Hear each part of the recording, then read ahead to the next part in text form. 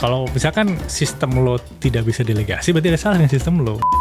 Leadership itu tidak dimulai ketika lo mendapatkan jabatan. Leadership itu dimulai ketika lo bisa memimpin diri sendiri kan.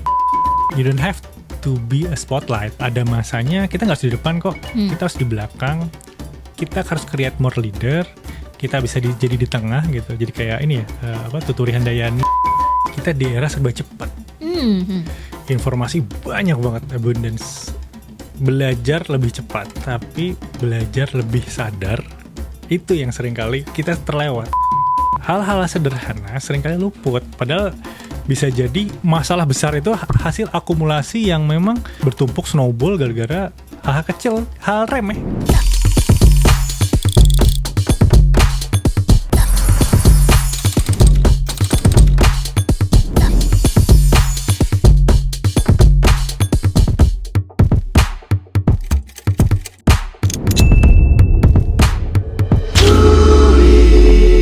Di episode kali ini kita bakal ngomongin hal-hal tentang leadership yang receh tapi sebenarnya leadership. Terus kita akan ngomongin tentang dua kubu yang berlawanan banget nih. Gimana nih dibenturkannya dan kira-kira akan seperti apa. Plus lo bisa belajar gimana caranya jadi leaders yang lebih zen, lebih sadar, punya self-awareness. Dan lo gak perlu jadi siapa-siapa untuk mencari validasi. Jadi kalau lo lagi galau-galau kira-kira identitas atau lo mencari validasi diri lo sendiri, lo mungkin wajib untuk nonton ini sampai dengan selesai.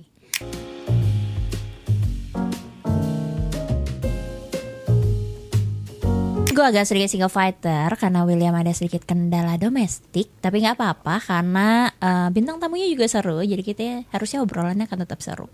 Kali ini gue kedatangan seorang teman, sama mungkin pengalamannya melanglang buana juga. Cuma menariknya ada beberapa pola pikir yang sedang berlawanan dengan apa yang dibawa oleh netizen di publik. So without further ado, gue akan memanggil Senza. Halo, selamat datang. Selamat datang di Kuli, Senza. Terima kasih udah hadir di Kuli. Mungkin buat penonton Kuli nih yang belum mengenal seorang Senza, boleh perkenalan dikit dong, cerita pengalaman profesional lu sampai sekarang lagi sibuk apa? Oke. Halo teman-teman Kuli, nama gue Senza. Mungkin 15 tahun terakhir, 10-15 tahun terakhir banyak bergerak di bidang pendidikan, community, itu juga self-development. Terakhir mungkin yang paling fresh banget di pemimpin.id. Gitu. Oke, berarti sekarang kesibukannya apa? Sekarang lagi bangun platform baru, namanya How to Be Nothing, yang mungkin kita bahas ya, biar keren. How to Be Nothing, terus juga lagi nulis-nulis dikit gitu. Dan kalau misalnya di media sosial ada hal receh tapi leadership, itu kita lagi nulis banget di situ. Itu sih. Oke. Sebelum kita mendalami tentang journey lo tadi, How to Be Nothing, receh tapi leadership, kita main game dikit. Oke. Gamenya agak nggak receh sih, tapi ya kadang receh, tergantung nih tim gue lagi receh apa enggak. Ini adalah fast response. Lo harus memilih antara A atau B. Cepet aja, nggak perlu dipikir, nggak perlu dijelasin kenapa lo memilih itu. Bisa jadi nanti kalau pilihan lo menarik kita bahas, bisa juga biarkan menggantung biar netizen yang berpikir sendiri. Oke. Lihatnya ke sini, jangan lihat ke situ. Gue akan memberikan dua pilihan. Yang pertama, leaders yang ditakutin dulu baru dihormatin, atau leaders yang disenangi dulu baru dihormati. Senangi dihormati. Oke. Tim high performance tapi nggak ikrip banget, atau biasa aja tapi ikrip banget kayak family. Biasa aja tapi akrab lah ya. Family banget anaknya. Iya dong. Karyawan yang perhitungan, masalah lembur kerjaan gitu, tapi orangnya pasif. Atau karyawan yang tidak perhitungan tapi orangnya kritis banget. Yang kedua, mending better yang kedua sih. Kritis gak apa-apa, yang penting gak perhitungan. Betul. Oke. Leaders yang ketat atau strict, atau leaders yang cuek? Yang ketat kayaknya. Oke. Berani bilang gak paham, atau pura-pura ngerti aja biar kelihatan pintar? Berani bilang gak paham. Oke. bantuin orang dulu padahal kerjaan lo numpuk, atau beresin kerjaan dulu baru bantuin, tapi kalau nggak keburu bantuin ya udah. Yang kedua, beresin dulu. Oke. Lebih takut mana? Nggak punya pencapaian atau tidak punya identitas? Tidak punya identitas. Lo lebih takut nggak punya identitas? Nggak punya identitas, bahaya tuh. Oke, kita bahas dikit dong itu. Kenapa lo lebih takut tidak punya identitas dibandingkan tidak punya pencapaian? Sedangkan mungkin banyak orang di luar sana yang mendahulukan pencapaiannya. Karena pencapaian bisa jadi identitas loh, kadang. Mungkin karena ini kali ya, sekarang kan arus informasi kencang banget kan. Bahkan media itu, lu sendiri media gitu kan. Otomatis pencapaian bisa dibangun sendiri gitu. Tapi identitas itu yang nampaknya sekarang tuh kayak paradox of choice, paradox of information. Tapi identitas kita secara otentik itu akhirnya malah menjauh gitu. Jadi kalau gue pikir kayak selama lo sadar identitas lo seperti apa, lo bisa membangun itu gitu. Lo tahu value propositionnya lo di mana gitu. Itu lo sih merasa sudah menemukan identitas lo? Harus dong. Harus Identitas dong. seorang sensei ini kalau boleh disebut, lo mengidentify diri lo sebagai apa atau siapa? Oke.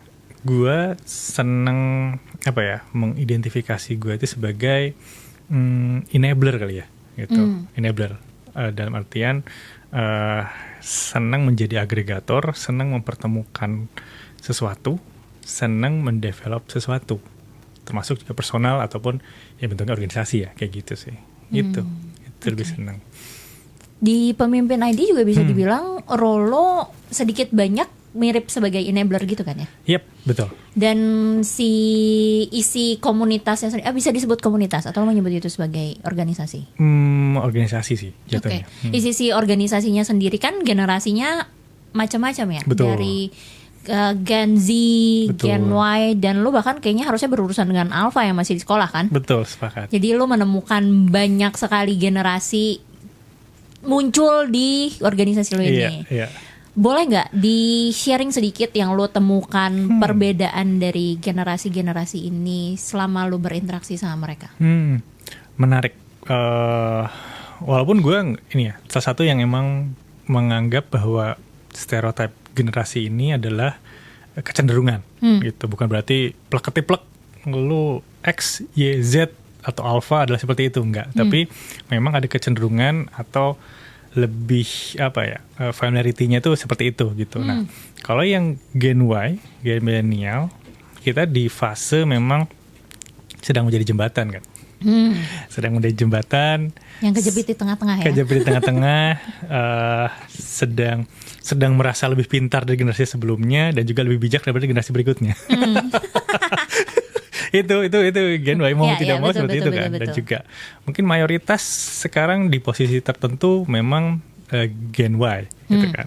Kayaknya udah banyak banget teman-teman Gen Y yang lagi megang banget lah ya. Betul, lagi megang banget dan sedang di atas gitu. Ya. Terus kalau Gen Z mungkin kecenderungannya adalah banyak sedang bukan mencari identitas ya. Bisa jadi mencari identitas, kemudian juga sedang mengais validasi karena dengan kecenderungan sosial media sekarang kan social comparison dan lain-lain ya gitu. Itu juga menarik sih gitu. Beberapa ada yang mungkin tenggelam ke sana, tapi beberapa juga sangat performatif banget gitu. Tapi kalau Gen Alpha ini lebih menarik banget gitu. Mereka sangat-sangat cepat dalam artian makanya beberapa format media sosial sekarang kan ada yang 2 gitu ya, gambar dan video itu bisa ditonton. Gen Alpha tuh bisa menyerap informasi sekaligus seperti itu. Kalau kita kan pasti siwer ya. Wah, diulang jadinya. Diulang nih. Ini oh iya oke. Ntar itu apa sih, atasnya apa ya, bawahnya apa ya, gitu ya. Sudah mulai gini-gini enggak. Tapi itu salah satu ininya ya. Jadi ada fase tertentu Gen Alpha itu sangat-sangat cepat menyerap informasi. Tapi kecenderungannya adalah bingung memulai sesuatunya kayak gitu. Itu sih yang gue lihat ya gitu. Tapi lo menemukan ada benturan-benturan gak sih yang sering Pasti terjadi dong. antar tiap generasi Pasti ini? dong. Karena kan kayaknya kalau di dunia kerja yang lagi banyak berbenturan kan millennials dengan Z. Iya. Karena kan mereka yang lagi banyak berinteraksi. Betul, Kalau betul. sebelumnya kita banyak berbenturan dengan Gen X. Betul. Dimana kita baru masuk ke dunia kerja, sama mungkin kayak nasib Gen Z sekarang gitu ya, dikata-katain baru mulai kerja gitu. Gen Z juga kan sekarang lagi dikata-katain Iya, ya sama betul milenial sekali. gitu kan. Dan banyak yang ngata-ngatainnya in positive way, banyak juga in negative way gitu. Iya, iya, iya. Kalau benturan yang lo paling sering lihat terjadi, yang lo amati antara gap dari dua generasi yang berinteraksi ini, apa sih yang paling sering lo lihat? Yang gue sering lihat pola komunikasi sih. Itu yang sering kali yang sering kali jadi top the iceberg-nya aja. Walaupun ke bawahnya tadi premis yang tadi kita sedang masuk fase itu sebenarnya quote dari George Orwell. Generasi sekarang pasti lebih merasa lebih pintar dari generasi sebelumnya, lebih merasa bijak dari generasi berikutnya. Itu 1931, bayangin udah.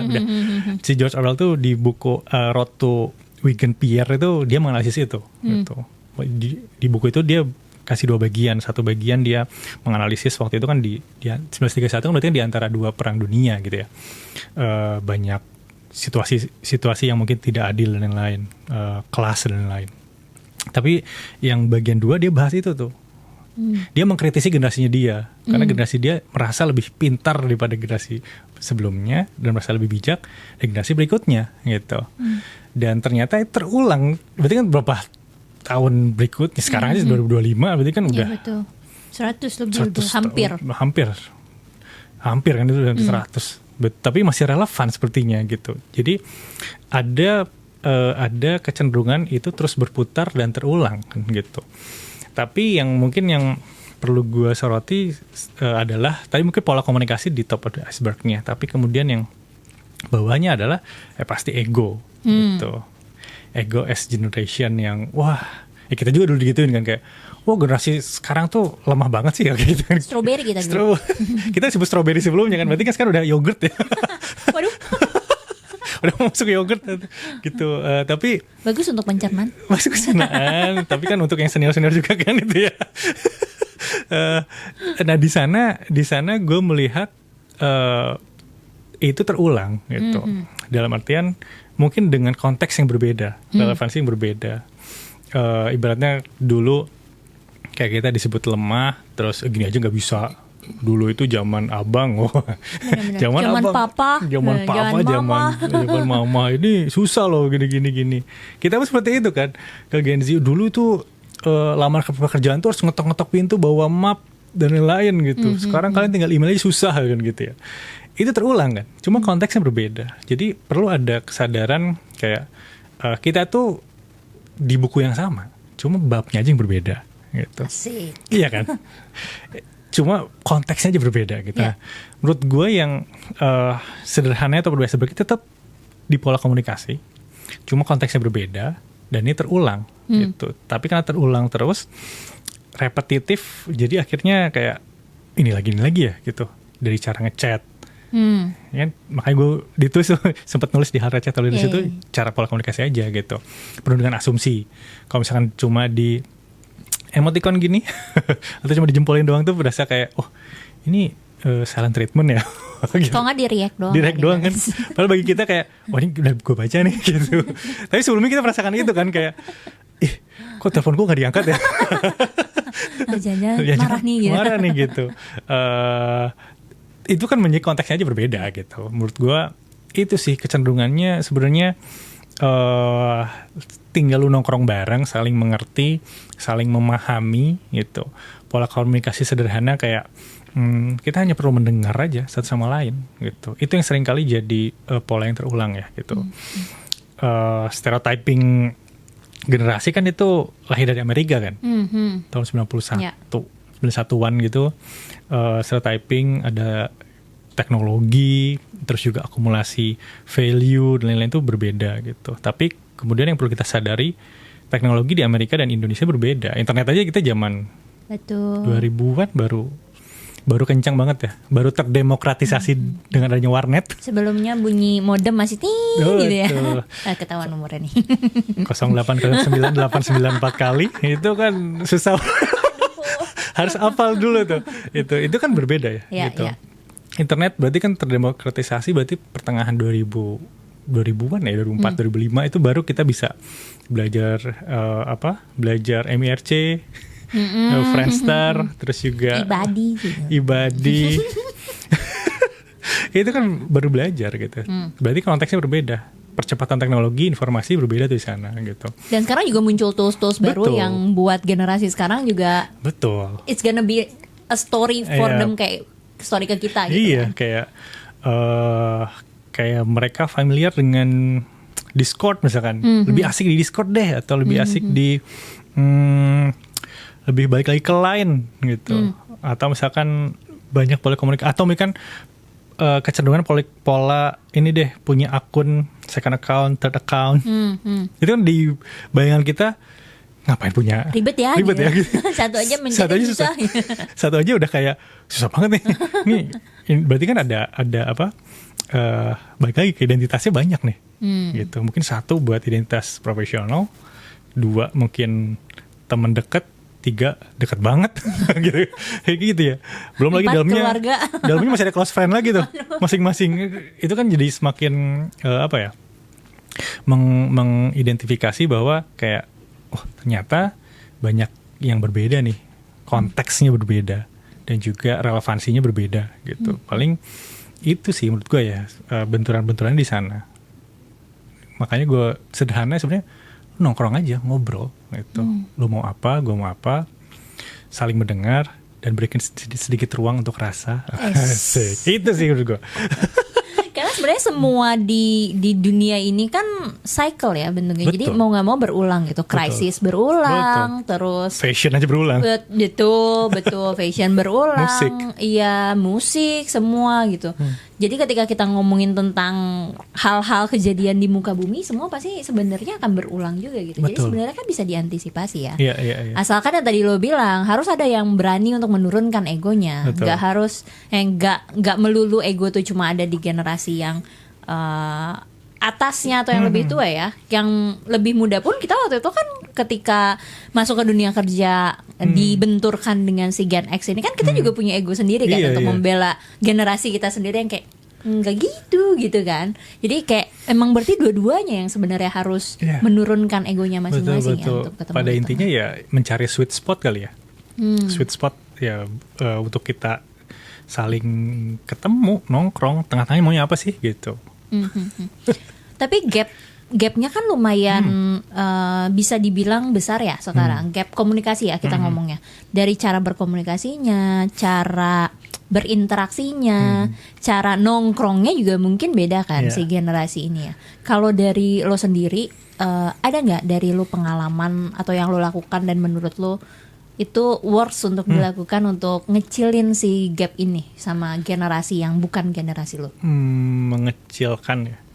Menurut gua, sebelum kita lanjut, kita masih ngeliat banyak dari kalian yang belum subscribe. Kalau kalian merasa mendapatkan banyak insights dari konten kita, jangan lupa support, klik pencet tombol subscribe di bawah dan nyalain bel notifikasinya supaya kalian gak ketinggalan konten-konten kita selanjutnya. Yuk kita lanjut ngobrol.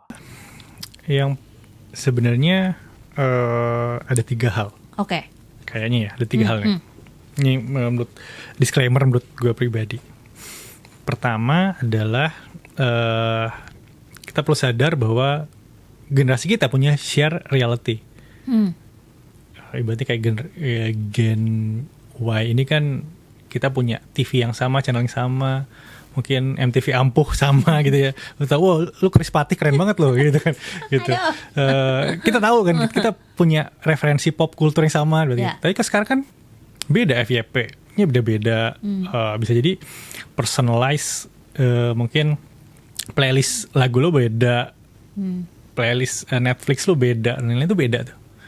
Otomatis yang perlu yang perlu sadar adalah kita punya share reality berbeda gitu. Sadar bahwa gue sama lu bisa nyambung tiba-tiba kayak, wah iya tahun segini ada ini ya, tahun segini setiap hari Minggu kita nonton TV ya gitu kan, kartun semua tuh sampai siang.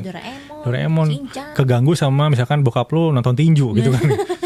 Itu kita punya momen yang sama, jadi pas ngobrol gitu. Tapi kalau Gen Z kan bingung, apaan sih gitu. gue udah punya sendiri TV-nya nih gitu. TV dalam artian yang ini ya komunikasi, pola menyerap informasi dan ilmunya udah sendiri. Asupan informasinya beda nih sumbernya. gitu. Jadi itu perlu matrikulasi lah, dibandingkan matrikulasi bahwa sadar, oh preferensinya kita harus tahu nih. As Gen Y perlu tahu, perlu mengenal lebih dalam, lu secara state ada di mana sih gitu. Gue nyambung lu dari mana gitu. Nah itu perlu tahu tuh sweet spotnya di situ mungkin. Kayak, oh mungkin dia senangnya anime sama wibu gitu ya. Udah ngobrol aja wibu dulu. Karena perlu entry point yang pas gitu. Menurut gue itu satu. Terus yang kedua adalah tadi kan saling sadar ya, saling sadar. Jadi nggak cuma Gen Y tapi juga Gen Z juga perlu saling sadar. Terus yang kedua adalah bagaimana tahu konteks dan adaptability-nya ya. Dan artian kayak memisahkan personal profesional penting juga kan. Kayak lu sama gue akrab kok secara personal, tapi secara profesional kita perlu membahas itu gitu. Gue perlu menegakkan aturan misalkan di perusahaan, lu harus menghormati itu ya gitu. Tapi kalau di luar nongkrong, ayo. Nah itu perlu gitu. Rasanya menurut gue perlu banyak ruang-ruang third place lah gitu. Kalau first place kan rumah, second place adalah kantor atau kampus misalkan kalau masih kuliah, tapi third place adalah community kan, tempat nongkrong, ngobrol bareng gitu. Nah di situ tuh third place dan akhirnya jadi ruang aman bersama, itu sih yang perlu dibangun juga ya. Terakhir sadar tentang teknologi ya gitu. Menurut gue itu yang mempercepat segalanya untuk bisa saling memahami dan mempercepat segala sesuatunya gitu. Itu kali ya menurut gue. Karena tadi lo sempat mention masalah tahu batasan antara personal sama profesional. As leader sendiri, batasan lo apa antara personal sama profesional? Apakah lo tipe leaders yang masih ngedengerin curhat tim lo sampai ke curhat personal, mas aku putus gitu, atau kayak mas aku lagi ada masalah di rumah gitu, ataukah lo kayak sorry banget nih, enggak dulu kayaknya kalau itu gitu? Lo tipe yang kayak gimana? Gue tipe mendengar, tapi mungkin pengelolaan waktu, energi dan tempatnya lah gitu. Sebagai kaum introvert terlalu too much information, energi kayaknya ntar kita kerja dulu deh. itu gue memahami itu. Tapi pas ketika ini mempengaruhi performa ataupun misalkan sepertinya butuh didengar banget nih, biasanya perlu ada cari waktu yang memang bisa membantu lah, ibaratnya kayak gitu kan. As leader misalkan, lu kenapa nggak perform gitu? Ada apa yang perlu bantu? Asking for help-nya apa gitu. Karena gue percaya kalau misalkan ini ya, culture yang kita perlu budayakan itu adalah safe space. Yang tadi boleh kritis, boleh ngomong, boleh bilang nggak tahu, itu penting banget kan gitu. Terus yang kedua ya tadi asking for help gitu. Kalau misalkan nggak bisa ya ngomong gitu. Asking for help, kalau misalkan belum tahu ya nanya gitu. Nah itu yang mungkin gue tadi masuk ke konteks itu ya gitu. Terus biasanya gue kayak selalu ada coaching session gitu kan. Gue sempat ngambil certified coach. Terus kayak pakai intuitive coaching dan lain-lain, kasih waktu buat memahami dia dan juga coba kita fokus pada future oriented gitu. Bagaimana sih potensi dia seperti apa gitu. Itu akhirnya yang mungkin daripada berjibaku dengan masa lalu, kita fokus mind shiftingnya ke itu yuk, ke future oriented yuk gitu. Itu sih kalau gue tipenya ya gitu. Tapi banyak banget kan yang bilang kayak kalau misalnya tadi lu bilang menurunkan ego, banyak nongkrong gitu. Banyak juga orang yang menemukan leadersnya tidak se-open itu untuk bisa diajak nongkrong atau diajak ngobrol atau bahkan di challenge ideasnya aja tuh nggak ada. Apa yang lo lakukan kalau lo ketemu dengan leaders kayak gitu? Biasanya gue mungkin tarik kuadran kayak ini people oriented atau task oriented. Kalau di kuadran 4 itu misalkan ini people oriented, ke bawahnya task oriented. Ini dia di mana nih, kuadran mana nih gitu.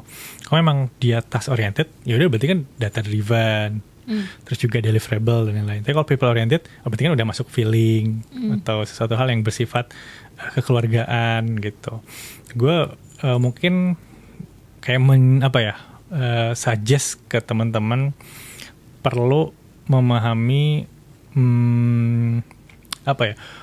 kayak kompetens untuk memahami personality seseorang gitu. Jadi akhirnya kita tahu, oh dia tipenya tadi memang task oriented, yang rigid dan lain-lain. Oh kita tahu berarti pendekatannya beda nih. Jangan ujuk-ujuk lo tiba-tiba akrab beliin kopi, bro gitu. Manggil nama, nggak pakai pak gitu kan. Nah, itu ya salah gitu kan. Nah, ini baru terjadi soalnya kemarin. Itu kita bahas itu nanti. Itu sih maksudnya menurut gue kompetensi untuk memahami personality, even lo bukan background psikolog, banyak kok sekarang tools-toolsnya dan juga kayak framework-frameworknya itu penting gitu. Jadi daripada kita fokus pada apa yang tidak bisa kita kontrol, fokus apa yang bisa kita kontrol kan. Kita aja yang mempelajari ilmu tersebut. Dengan banyaknya informasi dan ilmu sekarang kayaknya gampang deh. Lu tanya ChatGPT juga. Baru mau ngomong tanya ChatGPT gimana ngomong sama bos gua yang gitu. Jangan dipakai curhat mulu gitu kan. Atau dibikin konten mulu gitu. Iya. Tapi kan memang sebenarnya kalau kita ngomongin komunikasi kan itu hal yang dua arah ya. Dan ketika tadi juga lu sempat mention masalah konteks. Komunikasi kan juga penting untuk lu bisa menyampaikan di konteks yang tepat juga gitu kan. Dan lu harus tahu lawan bicara lu seperti apa gitu kan, orangnya kayak apa, jadi lu harus pendekatannya dari mana. Itu kan juga part of komunikasi yang penting kan untuk dilakukan. Tapi yang lucu kemarin tuh ada di satu konten Kuli, gue melihat ada komentar dari salah satu gue nggak tahu dia follow Kuli apa enggak ya, tapi pas gue baca gue agak sedikit ketawa-ketawa karena di konten itu kita lagi ngomongin masalah Gen Z. Z ya kalau nggak salah ya, malah yang konten terakhir Gen Z bakal jadi mayoritas di tempat kerja. Itu konten nggak terakhir banget kalau sekarang. Jadi intinya kita bilang kalau kita tuh mesti adaptasi karena bagaimanapun juga dalam waktu dekat Gen Z ini akan menjadi mayoritas di tempat kerja. Jadi lo harus menyesuaikan diri dengan sebenarnya mungkin bukan specifically with the generations, tapi dengan cara kerjanya seperti apa nih berkembangnya, itu kan yang harus lo sesuaikan gitu kan. Terus ada satu komentar yang bilang, gimana sih waktu millennials masuk tempat kerja, kita yang disuruh nyesuaiin sama Gen X cara kerjanya.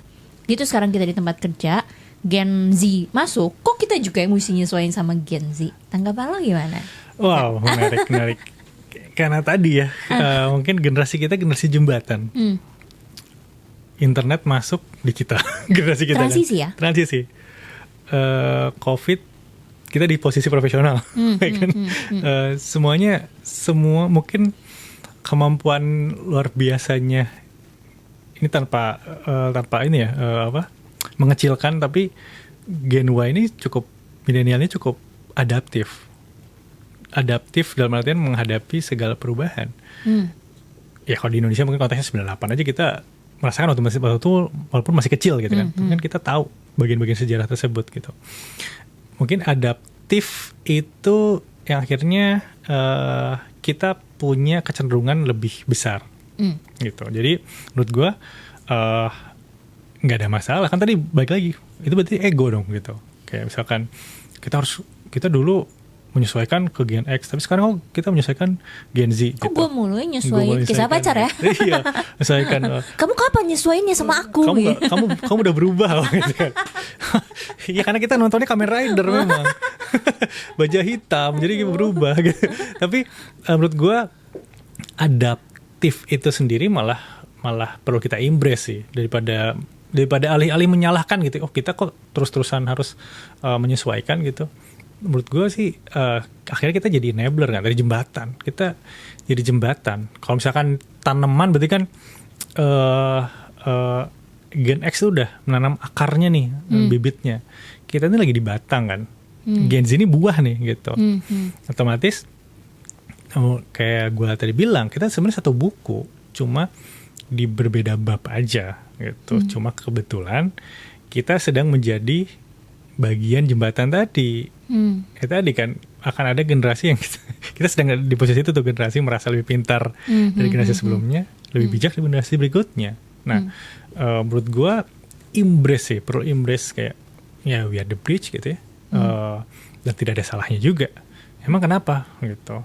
Toh malah senang kita malah jadi apa ya? menyaksikan sejarah gitu kan. Oh, kita punya pengalaman nih di A, B, C menjembatani Gen X gitu yang mungkin lahir di serba keterbatasan gitu. Terus juga sangat strong terhadap peraturan gitu ya. Terus sekarang kita pengen bebas, kita ngebebasin nih Gen Z gitu. Lu bisa WFH, bisa punya skill online meeting, kita nggak punya privilege itu, berarti kayak gitu dulu tuh kayak gitu. Itu kan berarti kan kita malah punya privilege lebih sebenarnya gitu. Jadi kayak kita jembatan teknologi, jembatan informasi, dan harusnya sih menurut gue lebih embrace dan lebih bangga ya menurut gue ya. Kayak kita lebih mudah jadi generalis sekarang tuh kan. Iya gitu. Ya sebenarnya nggak perlu adu susah-susahan siapa ya, karena tiap generasi pasti ada kesulitannya masing-masing ya. Yang lebih penting adalah lo nge-embrace itu dan gimana lo menggunakan apa yang lo punya untuk kerjasama sama generasi lain gitu ya.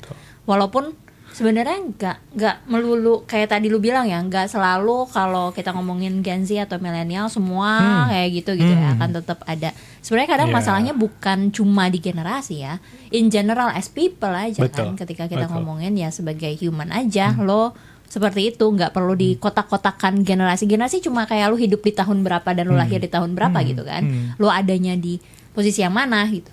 Dan kalau misalnya jadi jembatan pun, again karena tadi kita ngomong berulang ya, jadi kan sebenarnya generasi Gen Z pun one day dia akan menjadi jembatan antara kita yang udah di dedengkotnya dengan si alpha yang baru masuk dunia kerja kan. Jadi dia akan mengalami hal yang sama ya. Sebenarnya tinggal harusnya lu bisa ngobrol, jadi lu bisa tahu gimana caranya lu bisa menjadi jembatan yang kokoh. Karena gimana pun jembatan harus jadi yang paling kokoh kan ya. Siapapun itu yang ada di posisi jembatan kan. Betul. Sepakat banget. Karena kalau jembatan yang nggak kokoh, jadinya malah hancur dua-duanya tuh generasinya, dan nggak ada yang bisa ketemu jadinya di tengahnya kayak apa kan? Akhirnya proses learningnya kan di reset lagi, berarti kayak gitu ya. Benar-benar. Sama kayak middle management kan juga statusnya kayak jembatan kan. Antara antara top leaders lo dengan tim lo sendiri gitu kan. Harus yang paling strong kan ya, balik ke situ ya. Walaupun sekarang kalau kita ngomongin pemimpin kan, ya, yang tidak semua pemimpin baik, tidak semua pemimpin jahat juga, akan tetap ada macam-macam tipe pemimpin aja karena ya human kan sebenarnya. Walaupun sekarang banyak ya narasi kayak leaders kayak selalu ada dibenturkan dua kutub yang berbeda gitu. Kalau kita ngomongin kan kayak leaders lo antara brengsek banget nih, atau leaders lo baik banget nih gitu. Atau kayak tim lo nih emang bangke banget nih, atau tim lo tuh kayak keren banget nih, kan selalu yang dibenturkan kan antara dua posisi itu ya. Kalau lo sendiri melihat apa sih kejadian yang lagi terjadi kayak gini, lo menganggapnya kayak apa? Menurut gue pertama konteksnya lagi konteks nih. Sekarang ada sosial media. Jadi gampang untuk dibenturkan ya. Gampang banget dibenturkan. Terus juga kita mudah terjebak dalam bias tertentu, akhirnya menjadi dua kutub. Padahal kan tadi balik lagi ke statement lo, we are a human gitu. Jadi baik dan buruk siapa kita, gitu. Baik buruk, nyaman tidak, brengsek atau tidak, itu kan semuanya balik lagi ke kompas moral kan, gitu. Yang penting tahu ininya aja batasan. Menurut gue kayak daripada alih-alih dua kutub, kenapa kita tidak mengklasifikasikannya lebih banyak daripada dua gitu. Tadi ya udah pakai frameworknya, udah yang mana yang task oriented, people oriented gitu, mana yang misalkan kiri dia lebih ke micromanaging, satu lagi lebih cuek gitu kan tinggal udah jadi 4 kuadran itu. Lu bisa tahu mappingnya, walaupun jadi kayak di setiap kuadran masing-masing nggak plek satu kuadran tuh sama spektrumnya, tapi lebih banyak gitu. Menurut gue perlu kesadaran bahwa kita di situasi yang harus informasi cepat. Sosial media banyak, social comparison itu kayak lu tinggal lihat story aja dulu langsung merasa kayak ih gila dia bisa libur. Iya benar. Gila dia bisa jalan-jalan mulu, enak banget kerjanya. Udah langsung kayak gitu kan gitu. Otomatis ketika lu dikasih feedback sama atasan, tiba-tiba bilang kayak gue udah kerja capek-capek, udah overtime, malah tetap masih aja dimarahin, padahal dia nggak jelas gitu kan. Akhirnya menurut gue balik lagi, daripada punya 2 kutub, better kita punya banyak kutub. Daripada saling menyalahkan di media sosial, kenapa nggak ngobrol dan bikin safe space gitu. Makanya menurut gue sekarang kecenderungannya banyak banget community ya, atau support system, atau circle-circle yang memang kayak kita punya kesamaan situasi, rasa dan lain-lain gitu. Tapi kan akhirnya kita mendapatkan perspektif yang banyak, beragam. Oh ternyata dunia nggak berputar buat lo aja gitu. Oh ternyata dunia tidak berputar di ruang kantor lo aja gitu. Ternyata dinamika tersebut adalah dinamika learning, bagaimana kita sebagai manusia berinteraksi dengan berbagai macam personality, berbagai macam akumulasi peristiwa, value yang membentuk dia gitu kan. Mungkin dia lahir dari budaya berbeda, suku berbeda dan lain-lain, pasti otomatis setiap orang punya individu yang bermacam-macam gitu. Nah, daripada mengkontrol semuanya secara kolektif gitu, terus juga kayak mengafirmasi, oh iya ya yang kayak gini tuh jelek, oh iya gini tuh bagus. Kenapa nggak kita reflect balik lagi ke diri kita gitu? Jangan-jangan yang nggak asik lo sendiri gitu. Oh jangan-jangan yang toksik kamu. Yang toksik kamu gitu. Nah refleksi kayak gitu tuh kayaknya perlu kita budayakan lebih banyak ya gitu. Menurut gua nggak ada salahnya sih kita berkaca ke diri sendiri sih gitu. Oh jangan-jangan gue yang salah gitu. Oh jangan-jangan gue yang terlalu judgmental gitu. Oh banyak kebaikan yang memang nggak gue lihat gara-gara satu kesalahan. Nah mungkin hal kayak gitu ya gitu. Menurut gue yang sepertinya kemampuan tersebut seandainya kita perlu asah aja gitu, ketemu banyak orang, networking dengan banyak orang, pelajari budaya yang berbeda gitu. Karena cultural competence itu udah jadi beberapa perusahaan kan udah masuk ke ranah sana kan gitu. Entah sistem people-nya dan lain-lain itu udah ke arah sana juga anyway gitu. Kenapa enggak kita dengan chat GPT-nya bisa tahu oh personality ini seperti ini, cultural itu seperti ini. Kayak gitu sih menurut gue. Cultural competence. Betul. Karena soalnya gue sering banget tergelitik dengan dulu kan pas di eranya startup lagi jaya-jayanya ya. Okay. Semua ingin bekerja di startup. Semua ingin menjadi Han Ji Pyong. Beda startup. Iya betul, tapi kan mendadak semua orang pengen jadi Han Ji Pyong waktu itu kan. Nah walaupun ya saya nontonnya telat ya waktu itu. Tapi intinya kan ketika si startup ini lagi jaya-jayanya kan si hustle culture ini sangat amat hustle ya gitu kan. Yeah. Kayaknya kalau lo di kantor sampai jam 12 malam tuh keren banget gitu ya dedikasi lo gitu. Padahal di kantornya juga banyak meja biliar, banyak fasilitas mainan lainnya gitu. Yang mungkin tidak dilihatnya waktu itu lo sampai jam 12 malam di kantor pun bisa jadi lo nggak full jam 9 pagi sampai 12 malam cuma depan laptop. Alasan lo dikasih fasilitas kan biar lu bisa sedikit mencari sesuatu hiburan dulu ketika lo lagi suntuk gitu kan untuk bekerja lagi. Bisa jadi sebenarnya kalau dihitung total kerjanya who knows kan. Total kerjanya sebenarnya tetap 8 jam aja, cuma karena lo sambil mikir sambil main kan. Betul. Tidak ada yang tahu, tapi kan yang ketahuan adalah hasil culture sampai jam 12 malam itu yang jadi dibiasakan sampai sekarang gitu. Bahkan terus kan yang kemarin narasi yang dibawa adalah gak perlu kerja sampai sakit-sakit, sampai lembur-lembur, lu mati kantor lo juga pasti cari pengganti lu langsung gitu. Itu maksud gue juga tidak bisa dijadikan narasi pembenaran gak sih? Gimana menurut lo? Sebagai yang pernah menjadi managing director pun, ketika tim lo mendadak nggak usah jauh-jauh meninggal ya, tim lo cuti aja, cuti lama gitu ya, Yeah. cuti hamil kan 3 bulan ya, tim lo cuti hamil gitu, yang lo lakukan apa? Secara logikanya lo as leaders. Ya. Menurut gua tadi balik lagi, kita di era serba cepat. Informasi banyak banget, abundance. Belajar lebih cepat, tapi belajar lebih sadar itu yang seringkali kita terlewat. Termasuk bekerja cepat nih, tapi bekerja dengan sadar.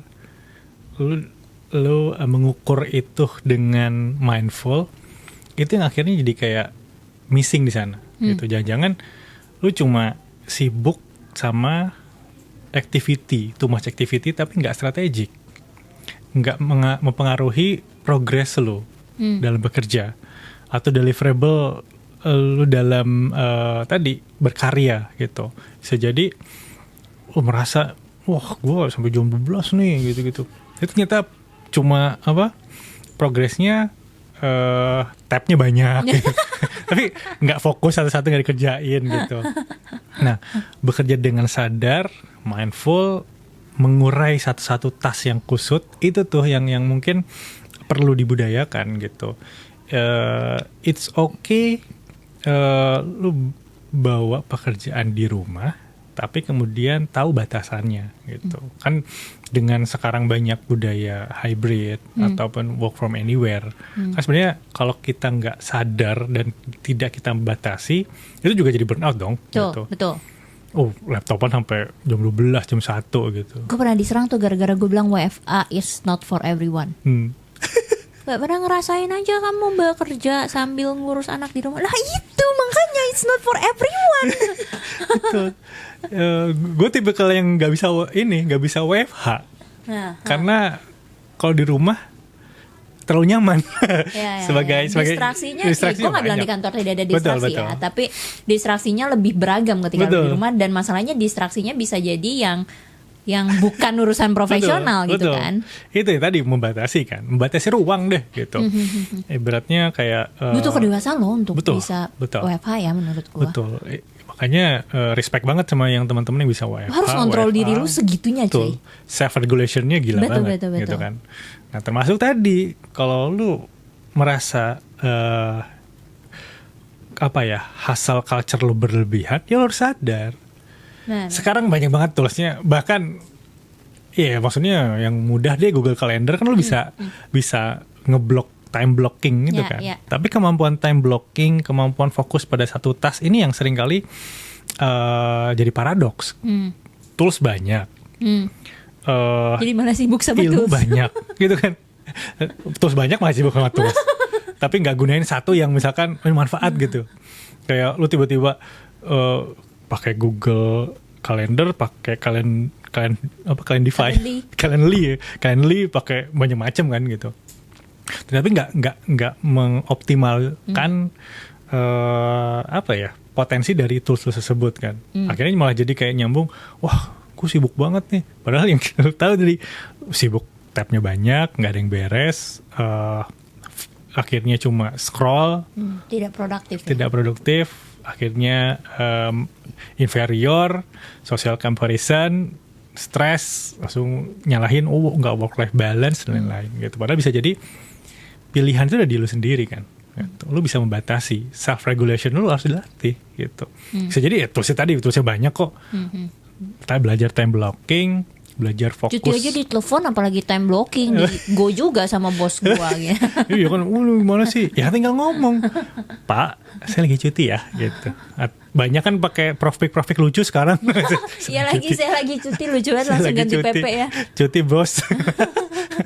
Kan banyak banget gitu. Ya tinggal ngomong, Pak, gue lagi cuti ya, nggak bisa diganggu. Ya udah, kalau nggak urgent, bukan soal nyawa, jangan kontak gue ya kan, bisa diobrolin aja gitu. Maksudnya atau dioper ke tim lo, delegasi, itu kan delegasi, itu juga kan part of leadership.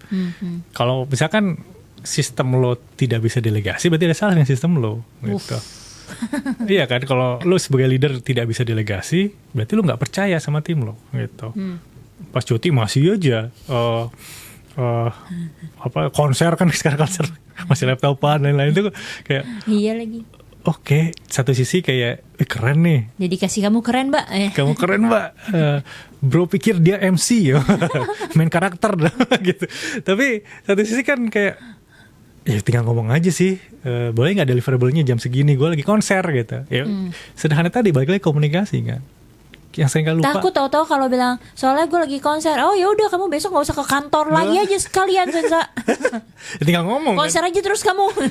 Oh ini urgent banget kok nggak dari kemarin gitu kan. Keren. Ya kan bisa. Loh kita planningnya ada kok gitu. Kita meeting sering kok gitu. Jadi kan meeting cuma meeting 2 jam nanti kita bahas lagi ya. Itu kan salah satu makanya gue tulis hal receh tapi leadership itu salah satu kegelisahan gue bagaimana hal-hal sederhana seringkali luput gitu. Padahal bisa jadi masalah besar itu hasil akumulasi yang memang jangan-jangan ini bertumpuk snowball gara-gara hal-hal kecil, hal remeh gitu. Misalnya tadi meeting 2 jam tapi nggak produktif, cuma buat nyalah-nyalahin atau apa, agendanya nggak jelas, MOM-nya nggak ada. Terus juga malah ujungnya nanti kita bahas lagi besok ya, atau malam nanti kita meeting lagi ya. Loh, gitu. Sekarang aja Pak, beresin. Sekarang aja beresin loh gitu. Meeting loh. Lagi meeting gitu. Nah hal-hal kayak gitu kan, berarti itu akumulasi banyak hal ya menurut gua ya gitu. Ngeliatin konten hal receh tapi leadership. Itu gue pas ngeliat profil lo terus gue kayak ih lucu banget nih kontennya, karena kadang kita nggak ngeh ya hal-hal kecil di sekitar kita tuh sebenarnya berhubungan sama leadership, walaupun mungkin nggak semua leadership yang berhubungan sama managing team. Kadang self leadership juga masuk Betul. ke hal receh lo kan. Betul. Boleh nggak lo sebut 3 hal dari hal receh tapi leadership lo yang menurut lo paling kayak elah gitu. Yang paling relate banget itu kayak Mbak, Mas bisa telepon aku. Nggak bisa. Kan kayak bisa telepon, kalau bisa chat kenapa enggak? Iya kan bisa kayak gitu kan? Atau ada voice note. Tadi gue ngomong tools banyak banget, tapi kok harus ada. Biar real time balasannya Pak, kalau telepon. Tapi kan ya elah voice note juga kan langsung jawab kalau misalkan lu baca gitu ya. Gitu. Maksudnya itu kan hal sederhana kan. Dalam artian kayak itu lahir dari kegelisahan gue kayak dulu misalkan punya intern nanya ke temennya lagi, cuma buat nelpon nanya link meetingnya di mana ya gitu, padahal di Google Calendar udah ada. Ini kan itu hal-hal receh ya, sederhana gitu, tapi 5 menit lo hilang atau 10 menit lo hilang, padahal itu bisa jadi produktif, lo bisa prompting ChatGPT sekian banyak gitu. Nah dalam artian akhirnya tuh jadi itu kan bisa tadi balik lagi ke tadi, bisa jadi itu numpuk 10 menit yang hilang ini, fokus kita hilang, akhirnya jadi 2 jam telat ngerjain sesuatu. Akhirnya tadi overtime lagi jam 12 sampai laptopan. Jadi banyak hal yang akhirnya kayak kita menunda. Itu kan banyak apa ya? Konteks atau banyak satu hal yang memang sebenarnya receh gitu, sederhana, tapi ini ngaruh dan terakumulasi jadi problem besar gitu. Makanya kalau 3 hal tadi tuh cara komunikasi, chat gitu. Bahkan kayak di LinkedIn itu sampai yang Mbak bisa telepon itu sampai berapa? 500.000, 700.000. Berarti kan relate-nya, semua orang relate ya. Walaupun ada pro cons. Gue menjembatani bahwa bisa jadi dari yang ngechat dia butuh tadi, yang menurut lo, real time atau ini urgent banget harus sekarang. Betul, ini urgent important gitu ya. Nggak cuma urgent tapi beneran important juga. Atau bisa jadi ya dia belum menguasai atau memahami atau empati untuk si A ini sibuk nggak ya gitu. Atau bisa jadi ini dia belum paham tentang tools yang bisa kita pakai lainnya gitu. Dari sisi lain yang dihubungi bisa jadi dia slow respond ataupun dia menunda sesuatu yang akhirnya harus ditelepon gitu. Atau yang 3 ya dia sebenarnya gak nyaman ditelepon gitu, bikin kaget, deg-degan gitu.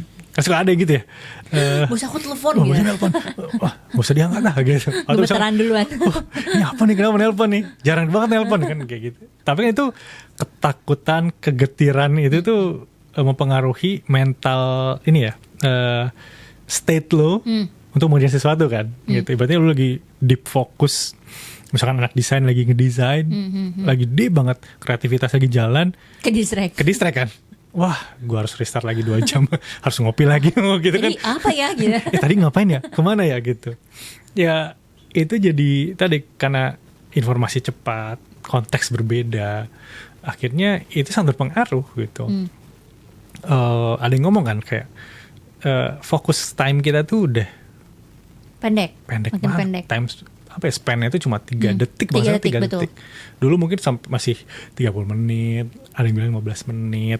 Jadi 3 detik gak penting, 3 udah males. Ya, males karena terbiasa kan kita mungkin udah scroll sosial media dan lain-lain itu udah mempengaruhi habit kita. Makanya akhirnya fokus itu penting banget gitu. Nah, itu tadi itu di hal receh leadership itu kita bahas gitu. Karena gue ada kegelisahan itu gitu. Terus yang menarik lagi adalah kemarin yang lu bahas apa ya? Gue sempet Pas ketemu ya? Gue lupa lagi. Oh, manggil nama doang. Manggil nama doang gitu kan. Itu kan gue bahas oke, sebenarnya bisa jadi orangnya santai. Tapi kan gak semua orang itu bisa santai. Atau ternyata dia kulturnya dari lu US banget gitu. Bro banget gitu. Tiba-tiba manggil nama gitu ke atasan lu atau mungkin orang yang lebih tua daripada lu gitu. Tapi kan pada intinya konsen kan berarti. Dia nyaman gak? Dia orangnya asik gak? Tapi orangnya ternyata rigid. Dia lahir dari keluarga yang sangat-sangat menghormati umur dan usia. Kan bisa jadikan, gak enak nih gitu. Ya kan berarti ada konsen di sana gitu. Jadi kembali lagi, bertemu dan saling memahami, saling sadar bahwa menghormati orang itu ya dengan konsen juga kan. Kan ada juga kayak, jangan manggil bapak dong. Panggil aja om, sama aja. Bapak, om. AA gitu. Kang. Mas gitu. Tapi kan itu balik lagi konsen gitu. Kalau saling mengerti, saling memahami, ada konsen nih, ya udah aja jalan. Nama asik aja deh. Ngobrol aja nama deh gitu kan bisa.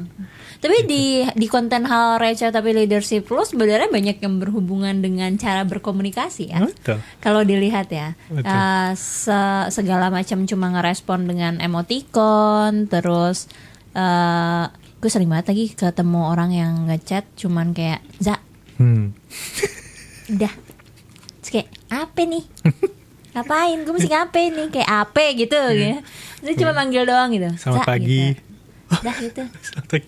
Ya apa selamat pagi? Terus gue jawab dulu selamat pagi. Ya halo. Sampurasun, rampes gitu ya. Ya karena menurut gue itu mungkin part of menghargai lawan bicara lu juga kan ya. Again mungkin karena dulu kita mungkin dulu zamannya belum ada SMS, WhatsApp segala macam, lu harus nelfon kan. Betul. Nah ketika nelfon kan lu masih terbatas. Dulu zaman kita masih ada telepon koin kan. Iya. Yang abis lu mesti masukin koin lagi. Kalau lu nggak punya koin mau nggak mau lu mesti bisa menyampaikan apa yang mau lu sampaikan dari satu koin itu gitu kan. Kalau gue pakai koin itu sih yang gambar badak bercula 1 dari ya Allah. Itu kan, tapi rasanya makin ke sekarang kan makin mudah ya alat komunikasinya. Betul. Dan jadinya makin tapi semakin kompleks kan. Iya betul. Jadi jadinya apa ya, kayak interaksi komunikasinya jadi makin absurd nih ibaratnya ya. Karena lu makin mudah untuk nge-call orang gitu. Jadi cuma sekedar bahkan dulu zamannya ada gue punya pegawai ya bisa ngechat lo tapi cuman kayak mas, terus kalau nggak dibalas pe kayak udah pe banget bukan nih. BBM nih Iya lo kayak waduh pe banget nih, harus gue balas apa nih, boleh nggak saya kan lagi meeting, boleh nggak langsung konteks, lu mau ngapain gitu. Mas Sensa saya mau gini nih, kalau lagi available boleh lo langsung gitu aja maksud gue ya. Ini juga hubungannya sama bentar, lu punya WhatsApp centang birunya mati apa nyala? Gue mati. Kenapa lo matiin? Kenapa lo matiin? Gue matiin karena gue tipe yang nggak enakan kan, dan juga kayak ntar gue yang di pin itu keluarga dulu, keluarga baru kerjaan gitu. Gue nggak ada lagi kerjaan yang di pin. Maksudnya grup kantor kan, misalkan grup kantor kayak wah ini butuh mention, tapi itu pun kalau misalkan karena gue tipe yang daripada japri, belum di grup aja. Setuju. Kalau kerjaan ya. Betul. Kerjaan kan gitu. Itu perlu tuh gitu. Nah makanya gue matiin. Tapi kalau di grup kan tetap ketahuan udah dibaca semua apa Betul. belum. Makanya kan jadi kayak ini nggak ke-mention nih gitu. Gue matiin karena tadi gue takutnya sekarang tuh ada kecenderungan kayak wah lu dibaca kok nggak bales. Paradoks. Overthinking. Betul. Komunikasi semakin kompleks. Paradox of tools tadi gitu, teknologi udah. Dulu kan kayak bersurat aja kayak seminggu, padahal dibalasnya seminggu kan. Kalau nyampe nggak nyasar tuh surat. Seminggu 2 minggu gitu. Itu aja udah kayak senang banget dibalas gitu. Harus sabar Tapi kan gitu. Tapi kan tidak segelisah atau se-overthinking atau punya asumsi wah Ketika chat lo dibaca doang. iya kan, padahal lah ini dibalasnya sejam lagi kok gitu kan. Bisa jadi orangnya lagi meeting, bisa jadi orangnya lagi mungkin urgent tertentu di rumah sakit atau apa kan, gak ada yang tahu gitu. Cuma menghindari asumsi-asumsi tersebut ya kayaknya gue matiin gitu. No, tapi lu sendiri kalau tapi lu nggak bisa lihat ya udah dibaca belum kalau matiin ya. Iya. Karena gue menyalahkan untuk alasan yang sama kayak lo. Justru alasan gue sama, sengaja gue nyalain jadinya. Biar orang tahu kalau udah dibaca tapi belum bisa gue balas, tapi gue udah baca kok gitu. Okay. Jadi untuk alasan yang sama gue malah sengaja nyalain centang biru gue. Jadi kalau di overthinking ya salah lu lah, overthinking lalu sana gitu. Iya. Plus buat gue sendiri, gue melatih diri gue sendiri gitu loh, Sa. Supaya ketika gue ngeliat lu udah baca message gue tapi nggak balas, gue bisa mengontrol diri gue kayak biasa aja gitu. Iya.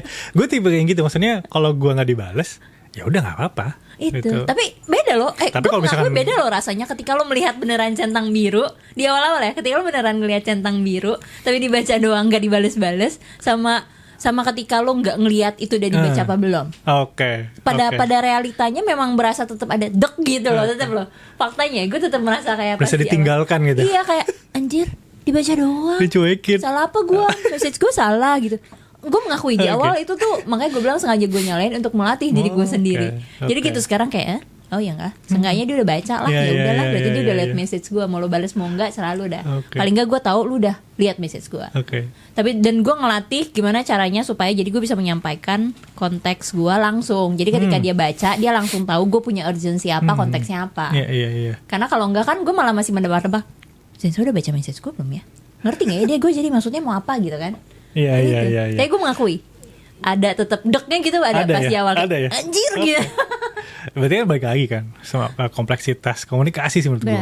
Maksudnya komunikasi dan juga tadi tergantung urgent importantnya gimana gitu. Kalau misalkan memang harus butuh dibalas segera ya tinggal follow up lagi aja. Benar. Tapi yang nggak pay juga sih, kan udah nggak ada fungsi ping ya di WA itu. WA itu nggak ada. S berarti boleh S. Emang S apa? Gak tahu. Habis kan nggak boleh P. P. Itu gara-gara ping dulu BBM kan. Benar. Munculnya P terus tanda seru. Gitu. Iya. Sekarang kan beda. Itu nggak ada tools yang ada tuh, kecuali ngobrol sama WA-nya tuh. Ya abis ini muncul nih gara-gara lu muncul ada satu fitur baru di WA bisa ngebas. Ya bis nanti gitu bisa kayak si kayak iMessage juga, iMessage juga kan bisa dibikin cahaya, spotlight dan lain-lain. Tuh makanya komunikasi itu makin susah dengan tools sekarang. Iya, paradoks kan. Benar. Aneh banget. Gitu. Dengan datangnya kemudahan, ada part lain yang menjadi lebih susah. Betul. Tadi ya akhirnya lifelong learning kita sebagai manusia tetap jalan. Kayak kemudahan tools bekerja lo, part lain yang jadinya lebih susah kan lo jadi harus lebih berpikir kreatif in other things-nya gitu ketika ada tools yang lebih mudah. Sama dengan komunikasi sekarang toolsnya lebih mudah, jadinya lo harus lebih bisa eksploratif dan beneran mengerti gimana cara menggunakan tools itu supaya tetap bisa sampai konteksnya gitu kan ke lawan bicara lo ya. Iya lagi, tapi benar banget lagi antara telepon sama WhatsApp tuh menurut gua beda rasanya. Sama message chat ya. Betul. Sama voice note aja beda. Apalagi kan chat nggak ada nada ya. Betul. Kalau butuh nada gue voice note aja lah daripada dia salah. Jadi ini gua kan asumsi kayak, kan. Gak apa-apa, dibacanya kayak gak apa-apa gitu kan. Jadi beda ya. Gak ada nada tuh. Ya. Padahal sebenarnya karena lagi buru-buru biar cepet gue satu lagi huruf nyetir aja gitu kan. Iya kayak marah nih. Tapi gue sepakat, maksudnya baik lagi kan, kayaknya kita perlu juga melatih untuk memahami dia tipe komunikasi seperti apa. Kalau misalkan dia senang langsung direct selamat pagi mas, saya dari ini menyampaikan ini kan berarti oh dia seneng gitu. Tapi ada juga yang kayak oh selamat pagi, udah diem, Harus dibalas dulu ya. harus dibalas dulu gitu. Ada apa? Berarti kan bukan cara kita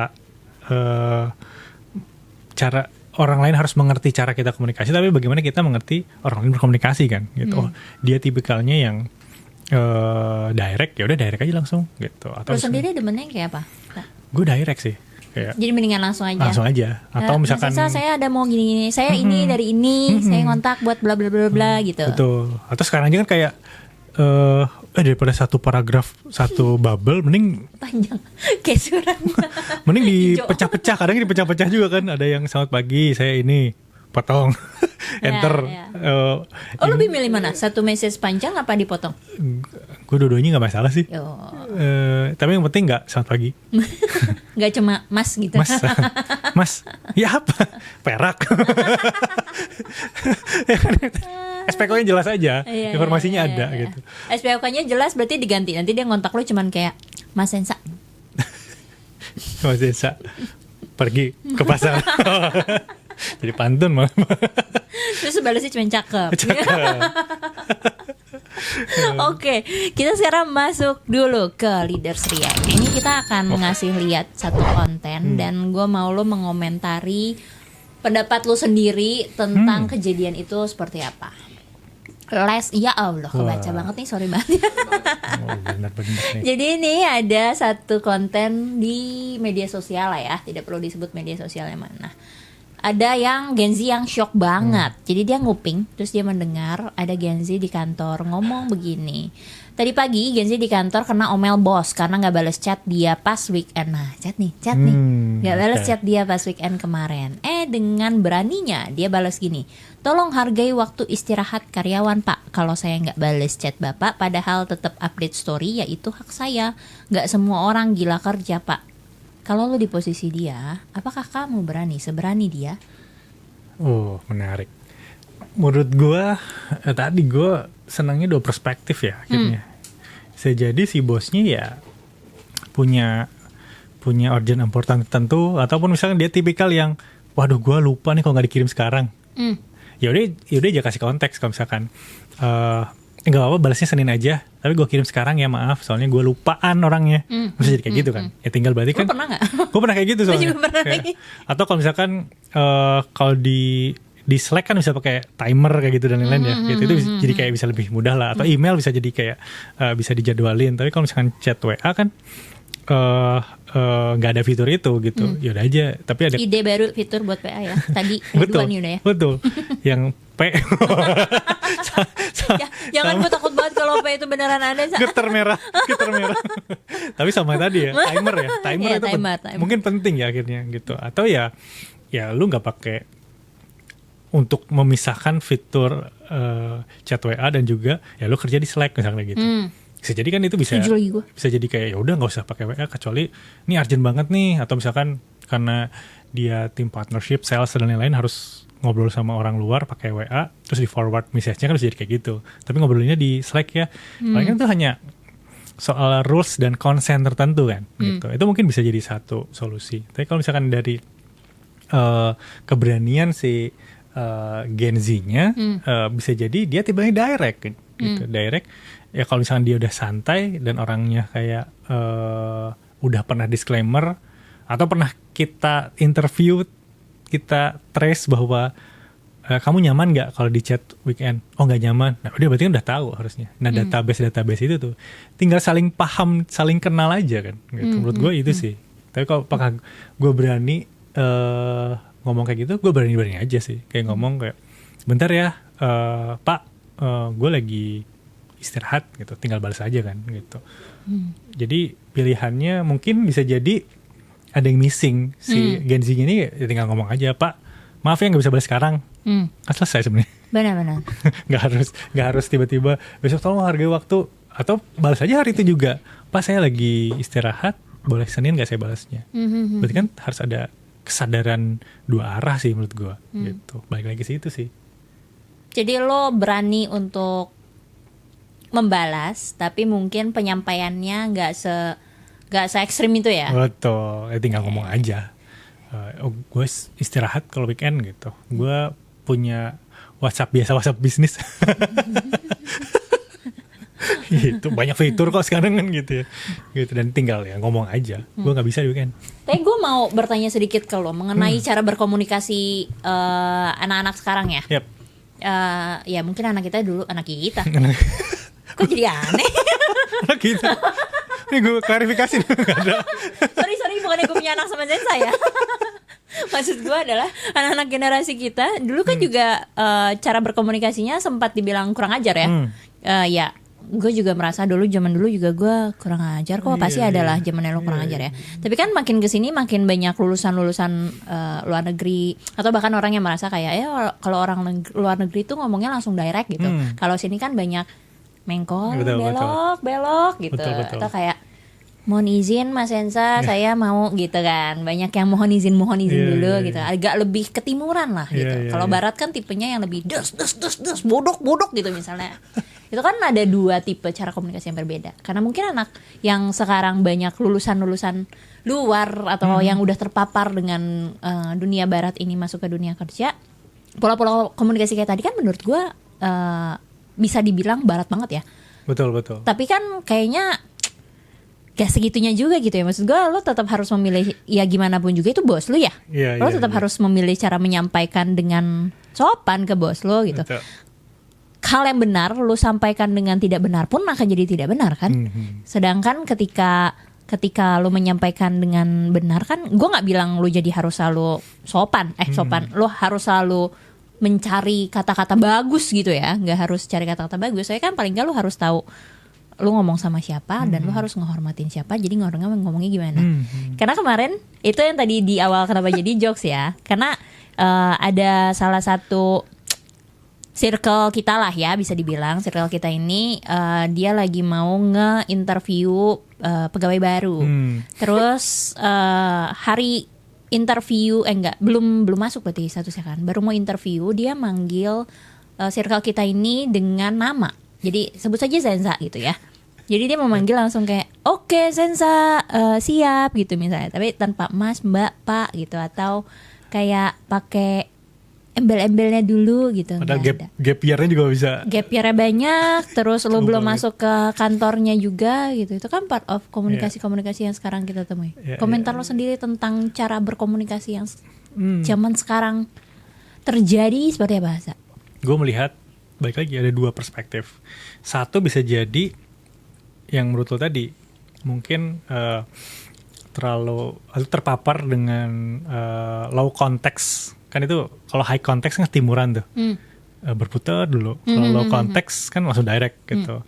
Tadi bisa jadi nama manggil satu sadar bahwa Mas, Mbak, Pak gitu. Balik lagi ke itu bisa jadi itu tadi ya, kulturnya dia seperti itu, memang dibesarkan atau mungkin di lingkungan seperti itu.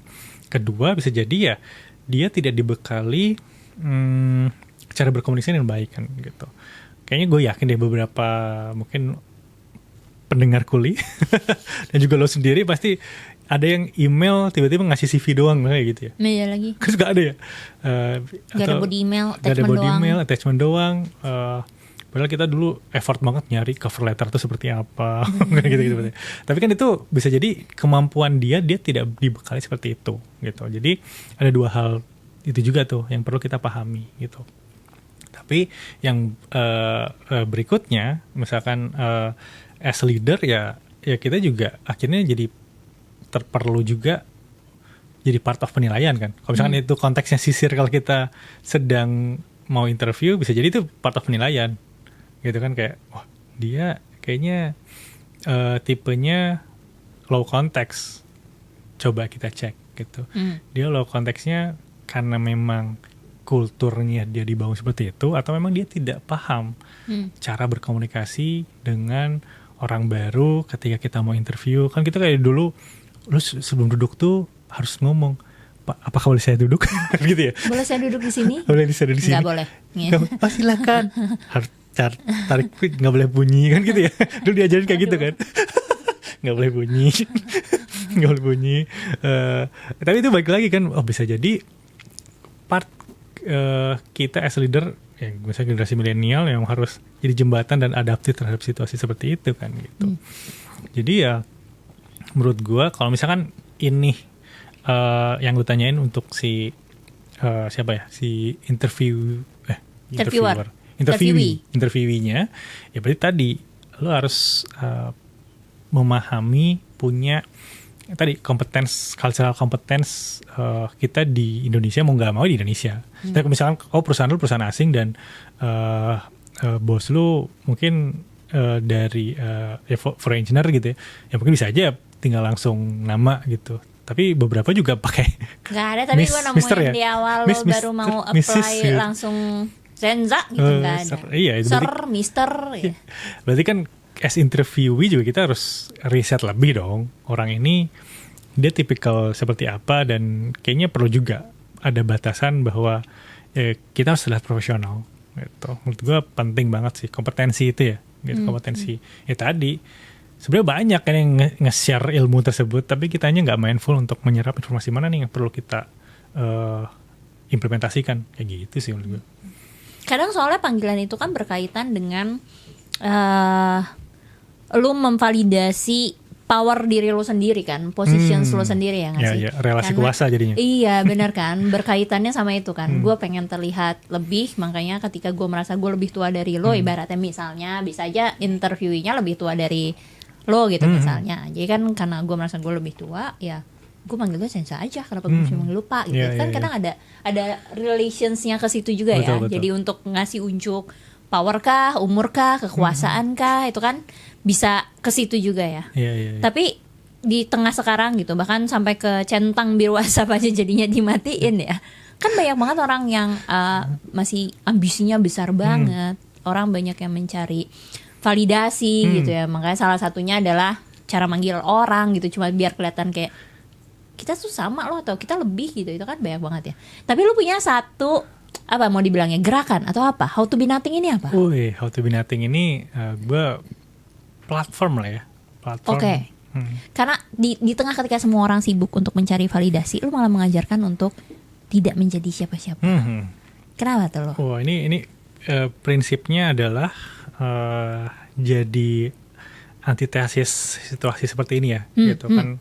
Tadi ketika orang banyak mengais validasi, eksistensi itu harus muncul dan lain-lain, bisa jadi angle-nya adalah kita harus kosong dulu nih, gelas kosong, how to be nothing gitu. Dan ketemu orang kan sepertinya lebih enak, lebih nyaman, dan lebih terbuka ketika kita datang karena pengen belajar kan, gitu. Pengen tahu, kenal sama lu, dulu lu di mana aja, ngapain aja sih dulu gitu kan, kita jadi kayak dapat ilmu sendiri kan. Tapi kan banyak juga orang yang takut kelihatan bodoh ketika gue tidak menunjukkan gue bisa apa gitu. Nah itu yang salah, dan mungkin jadi konteksnya berbeda sih. Kalau misalkan memang lu lagi pitching, ya lu harus terlihat dong. Kayak gue pengalaman banyak nih, iya harus tahu dong, harus. Tapi kalau bisa konteksnya adalah lu sedang networking dan pengen mencari partner baru ataupun misalkan klien baru, ya otomatis kan kita harus menggali terus kan gitu. Jadi how to be nothing sebenarnya masuk ke sana. Terus juga kesadaran bahwa kayak as a leader you don't have to be a spotlight gitu. Bisa jadi ya ada masanya kita nggak harus di depan kok, kita harus di belakang.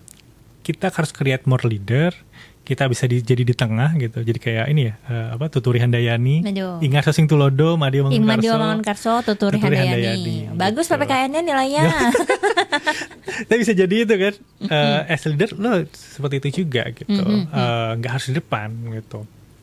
Terus juga bagaimana how to be nothing ini adalah kita perlu redistribusi kekuasaan gitu. Nggak cuma relasi kuasa atas bawah, ataupun misalkan samping gitu dan lain-lain. Tapi ya kenapa enggak? Tadi balik lagi, ketika lo bisa jadi leader atau create more leader, otomatis balik lagi ke delegasi, decision making mikro, itu kan bisa jadi kayak tim lo bisa melakukan seperti itu kan, gitu. Ada trust di sana. Jadi how to be nothing mungkin akan bahas-bahas seperti itu gitu. Tapi how to be nothing ini berkaitan sama ego juga loh, Sa. Betul. untuk bisa mengamini dan mengimani untuk menjadi bukan apa-apa atau bukan siapa-siapa, kan lo harus ibaratnya nggak ngejatuhin ya, ibaratnya ngosongin ego lo banget gitu kan. Susah. Gimana menurut lo cara paling mudah untuk memulai menyadari atau memulai gerakan how to be nothing ini paling mudah dari diri sendiri itu ngapain? Kita perlu sadar bahwa tadi leadership itu tidak dimulai ketika lo mendapatkan jabatan. Leadership itu dimulai ketika lo bisa memimpin diri sendiri kan. Gitu. Makanya itu jadi focal pointnya. Entry pointnya adalah itu self leadership. Gitu. Termasuk juga mau melepas ego. Gitu. Daripada menambah ego, tapi dilepasin dulu gitu. Melepas ego, melepas dulu kayak lu udah S2, S3, lepas dulu deh. Karena gue mau belajar suatu hal. Itu profesor yang bahkan harus dipanggil profesor. Wah itu kan ada kultur feudalisme kita jangan gitu. Tapi kalo beberapa nggak mau bales. Teman-teman gue yang mungkin udah associate dan lain-lain kadang juga nggak mau kayak jangan malu-malu ya? Malu jangan loh profesor. Biasa aja gitu. Bisa aja kan profesor di bayangan kita soalnya harus rambut putih. Aduh. Rambut putih, kacamata, berewokan Einstein langsung kan kebayangnya gitu. Tapi balik lagi melepas ego itu akhirnya penting gitu. Jadi part of regulasi emosi juga kan itu perlu melepas gue nggak boleh emosi berlebih gitu, atau misalkan bukan melepas kesadaran tapi lebih kepada sadar terhadap self awareness lah ibaratnya gitu. Karena di situ juga jadi mulai entry point kan. Lu bisa mendapatkan banyak hal, mendapatkan banyak ilmu, mendapatkan mungkin banyak network dan lain-lain ketika lu how to be nothing, belajar menjadi nothing dulu tuh. No title dulu deh. Toh juga kita belajar memimpin diri sendiri kan gitu. Itu sih yang mungkin gue pengen kayak share ya ke banyak orang, ke teman-teman, karena tadi premisnya adalah informasi banyak, ilmu banyak, paradox of choice. Gue pernah riset di sekitar 314 kota kabupaten di Indonesia, sekitar 7.000 sekian anak muda. Mereka sedang dalam state bingung memulai sesuatu. Maksudnya jadi paradoks kan, ketika pilihan banyak, ilmu banyak, lu buka HP sekian aja udah dapet ilmu baru kan gitu. Tapi satu sisi lu bingung mulai dari mana gitu. Semakin banyak pilihan kadang memang semakin bingung kan? Betul. Nah termasuk juga ketika lu mengosongkan diri, lu semakin produktif kan. Semakin haus kan. Pengen dapet ilmu baru, pengen create something baru gitu.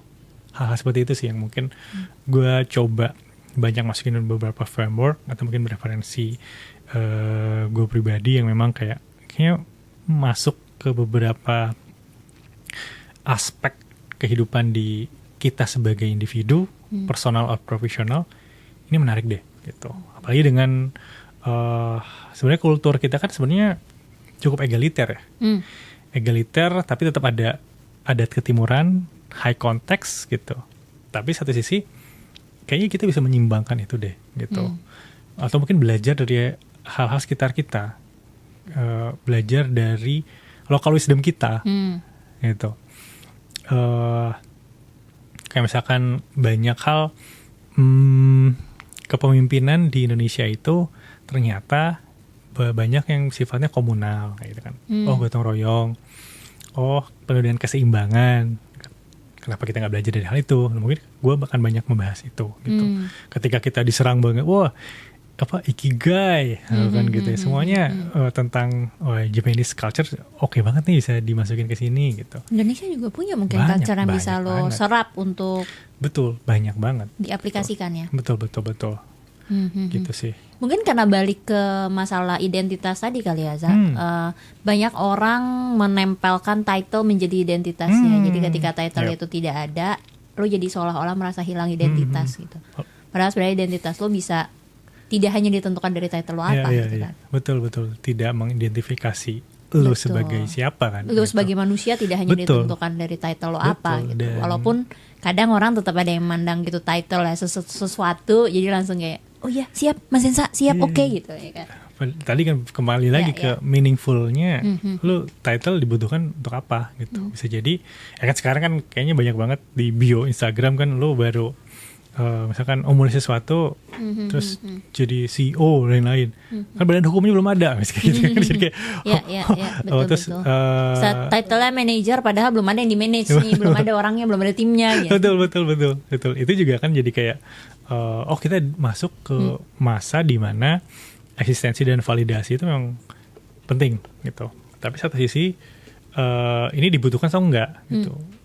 Meaningful atau enggak gitu. Itu sih yang menurut gue kayaknya perlu kita challenge, setidaknya jadi apa ya, kesadaran bersama lah, kesadaran kolektif lah bahwa kita perlu menjadi seutuhnya manusia, individu yang memang sadar bahwa kita tumbuh lahir hasil dari akumulasi peristiwa, value, terus juga culture, mungkin dari pendidikan, keluarga yang berbeda gitu. Oke. Nice. Terakhir, kalau lo bisa atau mau merangkum pemimpin masa depan dalam satu kalimat. Wow, satu kalimat. Apa kira-kira kalimat lo? Gue akan kembali kepada value ya. Itu bang jadi satu kata tuh. Value. Lebih gitu. jago deh satu kata. Iya. Pemimpin ini baik lagi karena ini relevan dengan obrolan kita sebelumnya. Ya kita yang abadi itu kan bukan apa ya? Bukan raga gitu. Tapi bisa jadi value kan, nilai yang emang kita jaga. Perusahaan bisa jadi dia bisa lintas generasi bukan karena foundernya masih hidup, tapi kan karena value-nya masih ada yang dijaga gitu. Termasuk juga pemimpin ya bukan, it's not what you do, it's what grows because of you gitu. Apa yang tumbuh dari cara kamu memimpin, itu sih. Keren. Oke lah, baiklah kalau gitu. Thank you banget. Thank you. Denza buat ngobrol-ngobrolnya hari ini. Nanti kita tunggu gebrakan kontennya di How to Be Nothing ya. Karena gue penasaran dengan pola-pola berpikir, counter narasi lo itu mengenai How to Be Nothing. Di tengah gempuran yang serba cepat sekarang, semua orang sibuk mencari validasi dan identitas mereka masing-masing di sosial media. Jadi gue akan mengikuti kira-kira How to Be Nothing ini akan ngebahasnya kayak gimana. Buat kalian yang penasaran nanti bisa cek How to Be Nothing. Receh tapi leadership juga kalian boleh ngecek kalau kalian leaders yang pengen ketawa-ketawa. Menurut gue itu soalnya lucu ya. Kadang lu relate kayak lucu gitu. Tapi thank you banget Sa buat ngobrol-ngobrolnya. Sampai ketemu di lain kesempatan. Jangan lupa buat nonton episode selanjutnya. Mungkin next episode gue balik sama William, mungkin juga enggak deh, bercanda. Sampai ketemu di episode selanjutnya. Jangan lupa komen, like, subscribe. Bye. Bye. Thank you.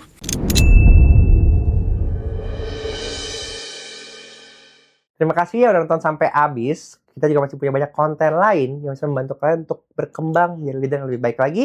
Cek videonya di sini.